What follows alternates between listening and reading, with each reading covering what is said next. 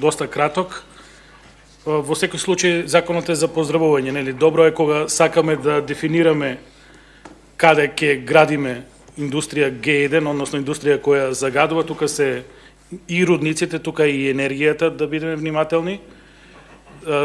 И сега повторно, нели, председател не замоли да не спомнуваме просторно планирање, меѓутоа во недостиг на добро просторно планирање и правилни урбанистички планови се доведовме до ова решение кое ќе го поддржиме, дека треба да препуштиме работата на математика и физика. Значи 5 километри од населено место. Меѓутоа кај мене постои една дилема само. Ако го отвориме законот за територијална организација на локалната самоуправа, дефиницијата за населено место е и град и село. Значи тогаш немаме дилема дека и околу селата 5 километра треба да имаме загадувачка индустрија Г1.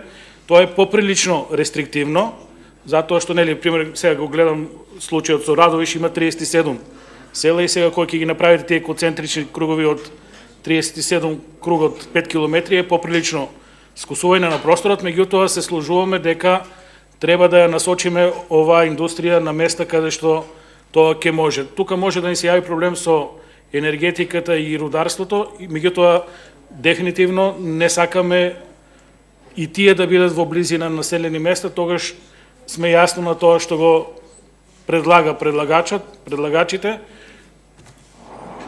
Ке има за овој закон доста дебата, меѓутоа ние како собрање, како пратеници, мислам дека е во ред да го поддржиме закон.